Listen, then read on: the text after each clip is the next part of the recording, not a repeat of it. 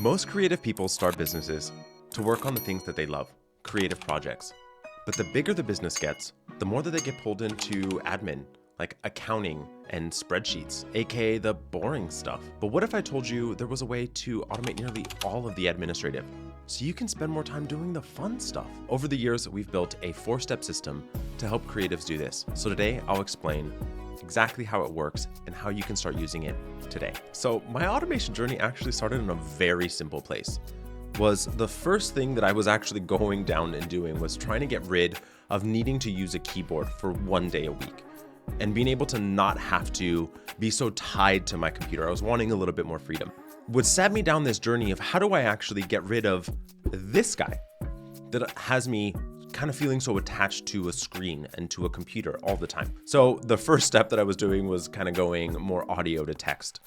It could have been an email or an instant message, but I recognized that there were so many more applications to this, that there's the possibility of me not needing to be able to have to copy information from a email into a contract, and then from a contract into an invoice, and then from an invoice into a reminder to pay, and from that invoice and from that contract into creating folder structure that we use every single time for a project. I'm sure that when you started your business, you were not reveling in the idea of needing to create folders and copy them and having to do loads of this administrative stuff. And quite frankly, it is not the thing that you're really truly most valuable in your business in the first place. It's not the thing that you enjoy. It's not the thing that energizes you. It's not the thing that you started the business for. The other thing that I recognized in this journey for me was that automation for automation's sake was actually not useful. The thing that really unlocked me was recognizing that when I actually looked at how to create more accuracy within what we were doing is what allowed for me to be able to see what was truly potential for automation. The first thing though that I want you to do is just when you pick up this guy, I want you to write down what was the need. What were you moving from one place to another? More often than not, it's going to be the Command C, Command V, or copy paste. What was it that you did when you were doing that particular action? Just want you to write it down. So now that we have that list of the items that we are having to pick up our keyboard and copy and paste into different places, we are able to actually start on the journey of what it is that we are looking at. For me, when I first started this, and it was a little bit selfish, is that I was looking at how do I remove administrative things from me? And I'm sure that that's the case for you as well. But in this process, I recognize that this applies to loads of members of my team, and it is the most expensive part of your business, your payroll. I'm sure that it is. Whether it's contractors or employees, it is the most expensive piece of your business. And even if I got it off of my plate and into someone else's, which I had done at the time, it's still loads of administrative time that is costing me money that I didn't need to be spending there. So what I want you to do now is I want you to look at the items that you wrote down on that list. What are the items that are going to be the most repetitive, the things that happen the most? And you're going to take those items and you're going to map out from A to Z. What are the actual steps? You're taking it from an email to a contract, from a contract into an invoice, from a contract into folders, from Zoom recordings into folders, all of those types of things that you're doing very administratively that you don't actually have to do. So document who, document the software, document what and where it's coming from. So place A to place B, who's involved and what software is involved. And I just want you to write all of those steps down for those items that you've highlighted. All right, so now we have that whole thought bubble of exactly what it takes to get from point A to point Z, right? Here's the thing that I want you to then add another filter or a lens by which you are looking at this list and this map, if you will. All of you are looking to grow your business in revenue, which means more clients likely. And in that example, I want you to be able to look at how exactly are you going to be able to 5x or 10x your business. So here's the filter by which I want you to think about this, is that if you were to add 10 clients tomorrow, and ultimately that means that you needed to 10x your projects and the processes, what will you need to change to be able to do this without you? What are the components that will need to be different so that you don't have to be involved? Here's the thing that happens for pretty much every single agency that I've ever spoken with. The owner or the founder, you are the actual primary block for growth. You are the block in the funnel. And you're gonna need to remove yourself from that funnel to allow for you to be able to grow. And so I want you to think about, what is it gonna take for you to be able to grow your business 10x without you involved? Knowing that what got you here is not going to get you to where you want to go.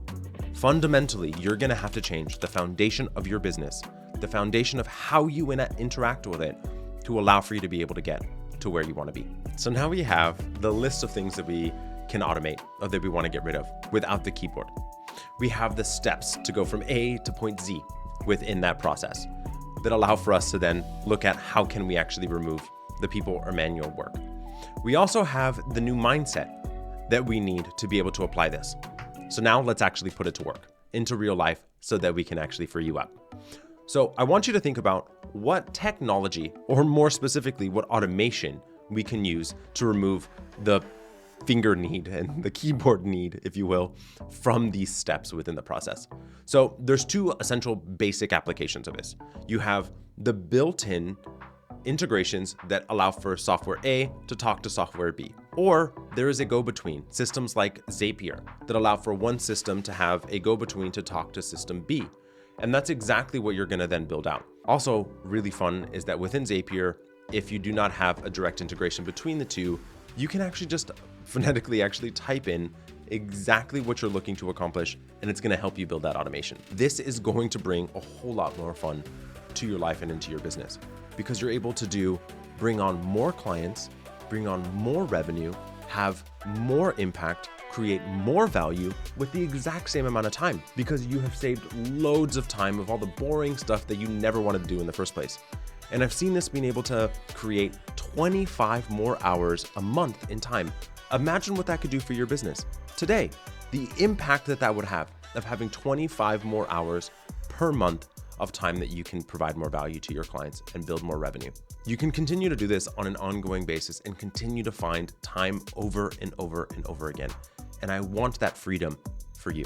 All right, so here's a real life example of this playing out for an agency. This particular woman, she was in a place where was feeling quite strapped. There was no time, was working an incredible amount of hours and was getting quite stressed out, especially because the business was growing at an incredibly fast rate and things were becoming problematic. They were not able to get the work done in the time frame needed, was feeling like they were never going to be able to get out of it, was in a place where they didn't want to spend the money to bring on this additional person to take over what felt like in really non-valuable work.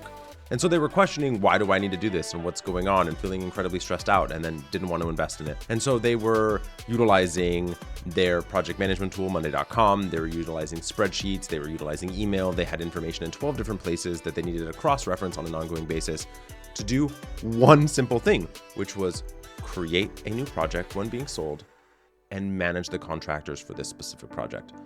This agency was talking about and managing production. So there was loads of photographers, gaffers, models, stylists, people that were involved in this production. And as they were continuing to grow, it became more and more problematic.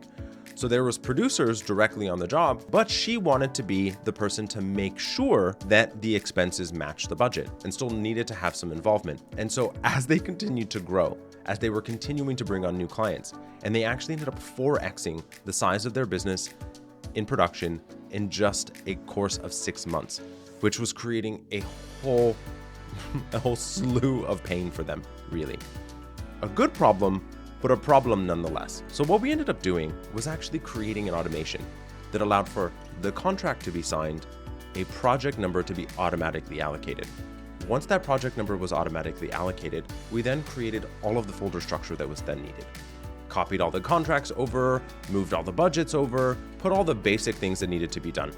Then created the project within their project management tool. From there, what needed to be done was, as we hired and found the right contractors for that specific production, we needed to hire them and send contracts out to them as well. So the producer on the project and the coordinator on the project would fill out a simple Google form. What project number, who the contractor was, what the responsibilities were, the date of production, the show up time, all of those pieces of information that needed to be in the contract that previously was put in an email and then needed to be copied from one place to a contract and another piece of a contract, and actually just be able to take it from that form to an email that all she needed to do was click approve. Once approved, it took every single one of those pieces of information, dropped it into a contract template, sent it automatically out to the contractor. Then, not only were we able to automate all of these pieces that made it incredibly problematic, is that we added an additional layer to it that allowed for greater amount of accuracy. We sent a reminder to the contractor 2 days before and a day before the production, reminding them of all the things that then needed to do, based on what role they were currently involved with.